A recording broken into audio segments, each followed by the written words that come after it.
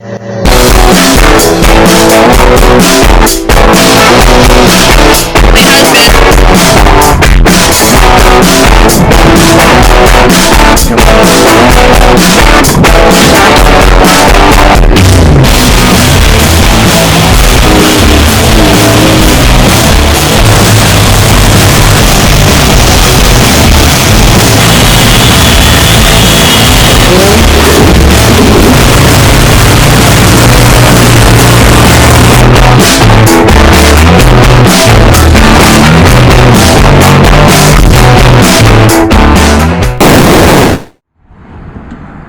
baby. Hey, what you doing? Oh, I thought you could introduce yourself a little bit and give us an idea of the boat and our plans. Oh, catch me off guard every time. I know, I love popping up with the camera. Alright, well, I guess we'll start with this boat right here. This is the new member to the family. This is a 44-foot steel hull. It was a ex-Coast Guard rollover boat. It's a well-known boat for saving many, many lives and things like that. They just, this has been retired. We brought our other boat, which you can see in the background there. We brought it in to get a bottom job done and a paint job done to it and all cleaned up. And so I eventually found out that it belonged to the marina somehow, some way. They ended up with the boat. The guy told me, hey, make me an offer on it. He'd be interested in selling it. I climbed up on it. I asked him, could I tinker on the engines and see if they're in good shape, because they look really good. We got the engines up and running over the weekend. He came in on Monday. I threw him an offer, and he took it. So I had to go to the bank, get him paid. So what we're going to do to this boat is this is going to be Operation SEALIFE eventually for the Operation SEALIFE. It's actually going to be called Ocean Warrior. We're going to go back out and try to protect the right whales, which I'd started a non-profit organization roughly 5, 6, 7 years ago, something like that. But I had broken my back, and of course everybody knows I was down and out for about 3.5 years. So I ended up having to shut it all down because I just couldn't afford it, because it was all funded by me and my wife. And it was a tough situation, and it was a tough call. So I kind of shut it down. But like I like to say is, you know, opportunity knocks, you got to answer. So I had bought out a small business that had a lot of welding and equipment and grinding tools, you name it. So I was initially going to buy the welding equipment and flip it down the road, but I really believed that once I bought that stuff, there was a reason behind it. I never sold the equipment. I just had it all stowed away. And now we came across a steel hull that we would have never been able to afford if we would have got it at the deal that we got it. And having all the equipment on hand, now it makes it easy for us to go through and do the work that needs to be done with this vessel. Now, you could stick this thing in the water right now, and it would be a seaworthy vessel other than looks. But we want to add some things to it for more creature comforts out on the ocean. We need a big, flat, wet deck on the back of it, and a bunch of other things. So we decided while it's already out of the yard, it's going to need a paint job. It's going to need a lot of different things. We're hoping you guys follow along with us as we start the new adventure on welding and grinding and getting this boat ready to go. But if you want to follow me, babe, I'll give you more of a detour of the boat. Okay. So right here on the bow of the boat, we're going to add a bulbous bow. A bulbous bow is about 30 inches in diameter. And about 8 foot long. Pretty much a propane tank. If you ever seen like a 250 gallon propane tank in someone's backyard, that's pretty much what it's going to look like. So it's a round diameter. This all gets cut and gets welded in there, which actually changes the way the boat runs through the water. So it'll actually make the boat a little more water dynamic, or however you say that word.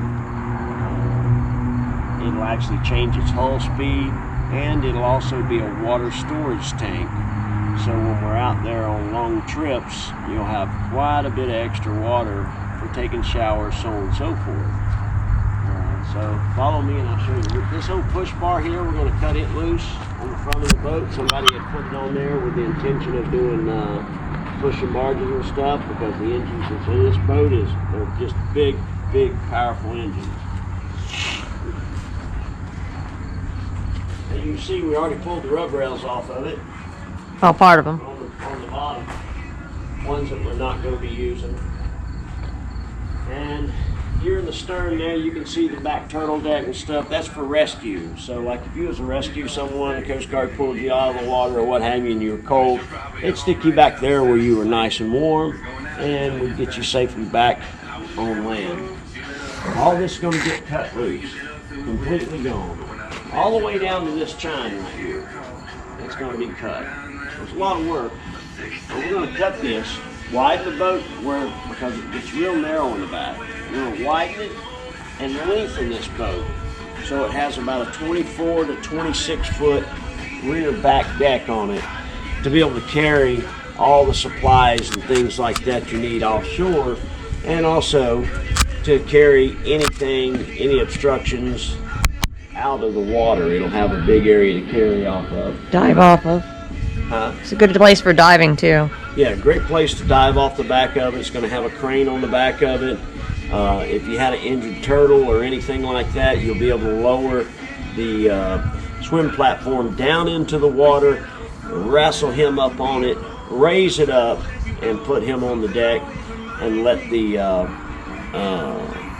doctors, or the animal doctors or whatever that would be on board, stitch him up or fix him, make sure he's going to be all right.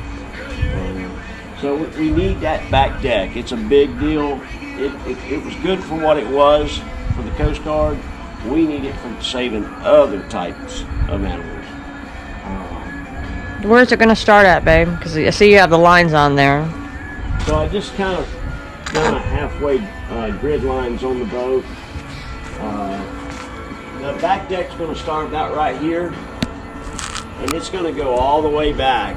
Of course, we're going to extend the back of the boat and put a back deck back there. So it's going to be quite a bit of work, but it will look good and still function like a regular boat on the water.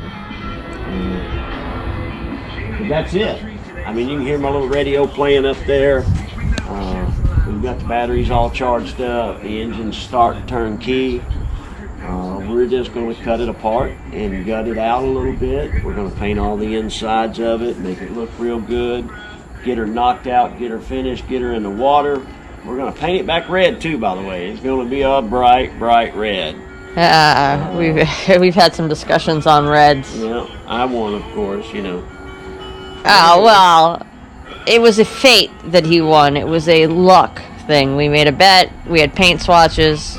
Yeah, we took some paint slides and painted them up, colors that me and her both wanted.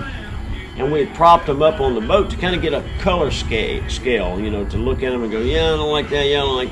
And I didn't like none of hers, and she didn't like none of mine. So we made a deal. We said, hey. It was windy. It was windy out. We're constantly putting those cards back up there on the boat. I said, hey, the last card standing wins, no matter what the color is. She's like, all right, I'll take that bet. So I placed all the cards back up on deck. I put mine a little more where it would be aerodynamic. Oh, see, you did cheat. I won. I knew he cheated. I knew he that's cheated. It, guys. I mean, it's got nice props on it. We're going to extend the rudder system on it. There's a lot of work here. I mean, there's a good 2 months worth of work here, and that's hammering it out every day. We just got to get after it, though. At the end of the day, there's no substitute for hard work, especially when it comes to working in a boatyard. You just got to get in there and knock it out, get it done. And that's our goal. We've got to come up with a big A-frame. We already got a winch system and a crane system, but we've got to come up with an A-frame that rolls around over the back deck. which I'm working out as we speak, trying to make that happen. What's the A-frame for? The A-frame is to be able to pick up plate steel right off the trailer, and you'll be able to raise it up, carry it out over the boat, and set down each piece of steel as we go along. So it's a lot of work. A boat like this, we're looking at guessing, I think about 12 to 14 sheets of steel, and that's 4x8 sheets. Because you got to remember, we're actually doing all the way down to the bottom chine here when we go back with this. So it's a lot more than what it looks like. So, but it'll be nice when it's done, and it'll be worth it at the end of the day. And I can promise. So, enough talking to you guys. We'll see you guys very soon. We'll give you some updates. Just, hey, follow along and click that button.